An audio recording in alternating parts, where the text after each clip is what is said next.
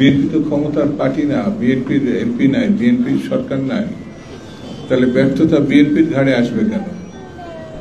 সরকার তো একটা আছে, সেই জায়গাটা একটু নজর দিতে হবে। যারা অসুস্থ তাদেরকে কিভাবে সহায়তা বিএনপির পক্ষ থেকে সীমিত সামর্থ্যের মধ্যে, এটা আমাদের যুগ্ম মহাসচিব কিন্তু তার বক্তৃতায় বলেছে।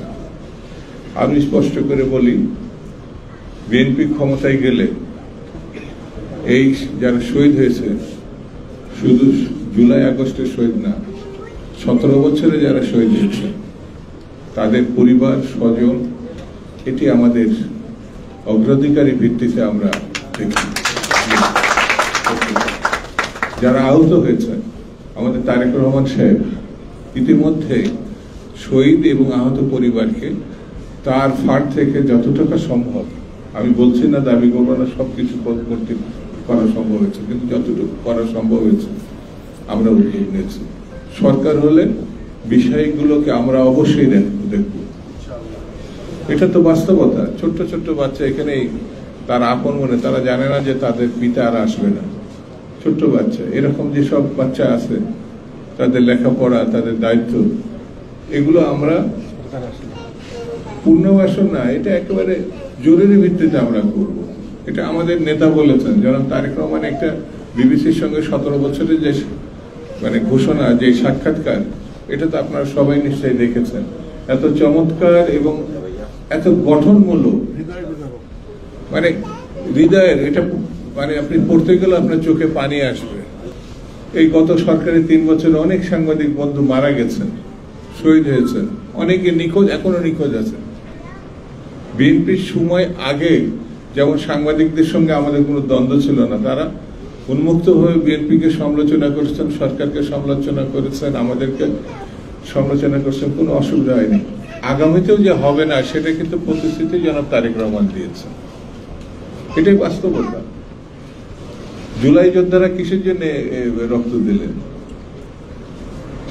এই যে শিশু, তরুণ, শ্রমিক, কিশোর, বৃদ্ধ, মা বোনরা সবাই রাস্তায় নেমে আসো কিসের জন্য? স্বৈরতন্ত্রের পতন ঘটিয়ে গণতন্ত্রে তারা উত্তরণ চায়, তারা তাদের অধিকার চায়, তারা কথা বলতে চায়, এই প্রত্যাশা। এক মুঠো খেতে চায়, একটা চাকরি চায়, এটা কি তারা খুব বেশি চাইছে? এগুলো পূরণ করতে চায় এবং পূরণ করা সম্ভব বিএনপি যদি ক্ষমতায় আগামী দিনে জনসমর্থন পায়। কারণ এইগুলো বিস্তারিতভাবে আমাদের বেগম খালেদা জিয়া, জনাব তারেক রহমান গত 16-17 বছর ধরে জাতিকে এটা প্রতিশ্রুতি দিয়েছে, আর আমাদের সম্মিলিতভাবে এগুলো চেষ্টা করতে হবে। বন্ধুরা, পার্শ্ববর্তী একটা দেশ আমাদের নির্বাচনী ব্যবস্থা একেবারে ধ্বংস করার যারা চেষ্টা করেছে তার সহযোগিতা করেছে। 3 নির্বাচনের তো তামাশার সঙ্গে নির্বাচন হয়েছে, কোন নির্বাচনই নেই। ভারত সেই নির্বাচনকে সব থেকে সফল নির্বাচন বলে তারা উল্লেখ করেছে। যখনই নির্বাচন শেষ হয়েছে, তাদের দেশের রাষ্ট্রদূত দৌড়ে মালা নিয়ে গিয়ে শেখ হাসিনার গলায় দিয়েছে।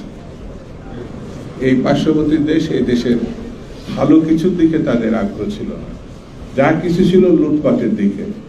সরকার লুটপাট করেছে, খুন করেছে, গণহত্যা করেছে। এটা ভাবা যায়, একটা গণহত্যাকারীকে, একটা লুটপাটকারীকে, ধ্বংসকারীকে তারা আশ্রয় দিয়েছে।